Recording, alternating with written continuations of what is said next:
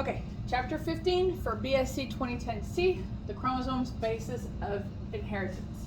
All right, so we know XX is female and XY is male. Sex-linked genes, these are the ones that are located just on the X chromosome. Remember what we said. Here's your X, here's your Y. Because of that difference in DNA that's missing in the Y chromosome, because it doesn't have it, the X would. Most of our sex-linked disorders, like color blindness, PKU, which is phenylketonuria, and hemophilia, are going to be located up here. So with males, all you need to have is one X chromosome with the recessive trait for either PKU or hemophilia or color blindness, and you have it, whereas for females, you need two recessive traits. All right, X-linked, females, X, I've been using T instead of N, X big T, X big T, that's homozygous dominant, what we call typical. Females, X big T, X little t, that's females who are carriers. They can pass it on to the next generation, but they themselves don't have it. And then X little t, let me write it right here, X little t, which would be following that pattern, little n, that would be a female who has it. Males, though, are what we call hemizygous. All you need is one allele for that trait, right? So this right here would be, they have the genetic disorder, PKU, hemophilia, color blindness, or they don't. They're typical, okay? Color blindness cannot discern between certain colors, red, green, colorblind being the most common, 99% of the time.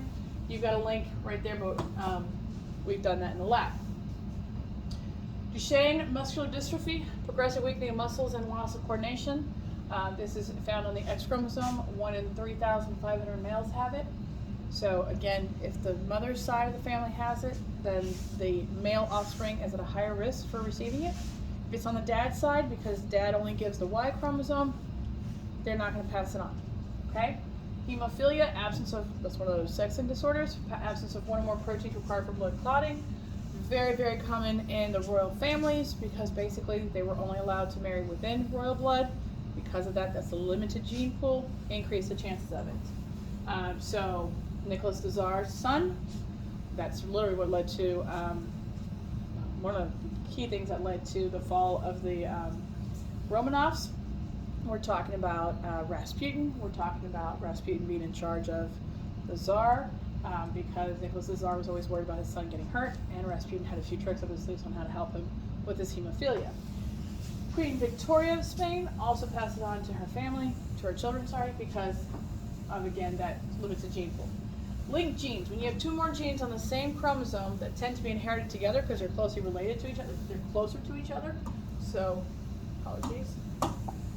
If you have a chromosome right here and you have allele A and you have trait B, trait A and trait B, because they're close to each other, they're more likely to be inherited together than A and C are, or B and C, because this one is much further away than these two. So these two are likely to be crossed over together or left where they originally were together. Morgan's body size and color wings and fruit flies, that's the most common example. Genetics nowadays is not with pea plants like it was with Mendel, it's with fruit flies. You go into a college university, you walk around, you start seeing fruit flies flying, I guarantee you're close to the genetics lab. Genetic recombination, when you're doing that crossing over, you're recombining the actual genes. Here we go. Right here, we've got your meiosis 1 that occurs. We've got crossing over, it occurs right here in prophase 1. And then in meiosis 2, you've got your 4 gametes that are produced. And these two are originals, but these two have been recombined because they're partial from this as well as this. So it's that recombined genetics, okay? Which is most likely to happen? Which you're more likely to hear A and B together or A and C together? Obviously A and B because they're closely related to each other. That's it. Non-disjunction. When you don't properly separate the sister chromatids from each other during anaphase 2 in meiosis, because anaphase 2 is where we separate the sister chromatids, when we separate the sister chromatids, then you have non-disjunction. Aneuploidy is where it ends up resulting in an abnormal number of chromosomes. A typical human cell is going to have 46 chromosomes. If you have 45, you've got one less, because instead of like 2 copies of every chromosome, you have 1 copy of one of the chromosomes. That's the monosomy. So the most common, the only viable monosomy we know of is Turner syndrome. We're going to talk about it in a minute. Then you have trisomies, where you have 3 copies of one of the chromosomes. So you have 47 chromosomes total instead of 46. Okay? Down syndrome, extra copy of chromosome 21 is the most common, but we've got some others to look at. Also, you've got that video on the slide to watch.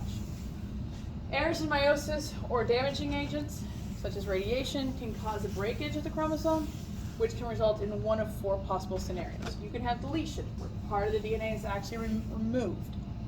You can have duplication, where you have part of the DNA is taken, remade, and slapped back in.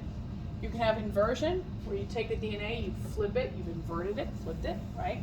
And then you have translocation. You might take something off of chromosome 4 and slap it onto chromosome 20, and vice versa. That does not happen. That is not okay. But sometimes it can happen, it's just not supposed to happen. That's what I mean.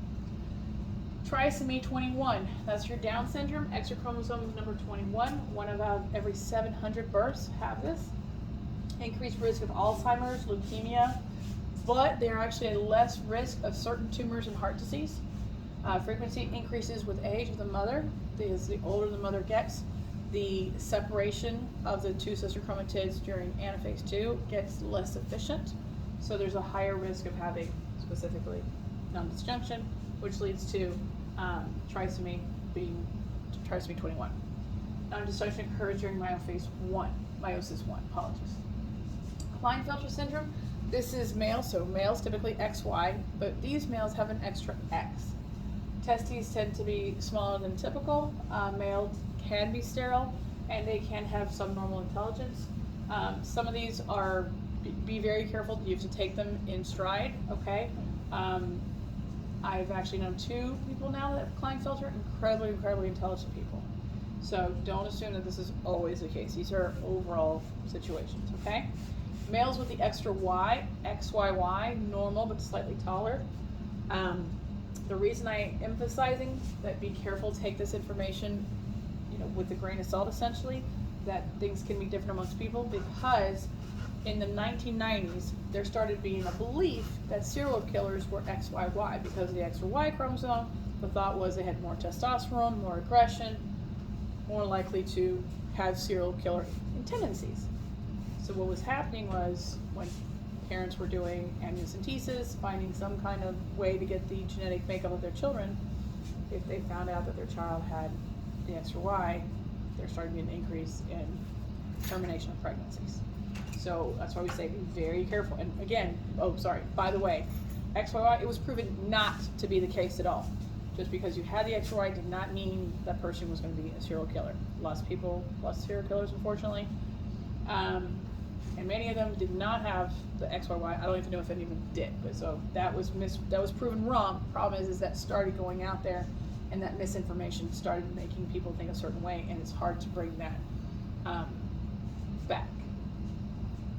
Females with the extra X, so triple X, 1 in every 1,000 births, slightly taller, greater risk of learning disabilities, but they are fertile. And as I mentioned earlier, the Turner syndrome is the only viable monosomy. So it's X0 because the second sex chromosome is missing. So they are female. It's 1 in every 2,500 births, females, but they tend to be infertile because the sex organs never properly mature. And we're done for that one.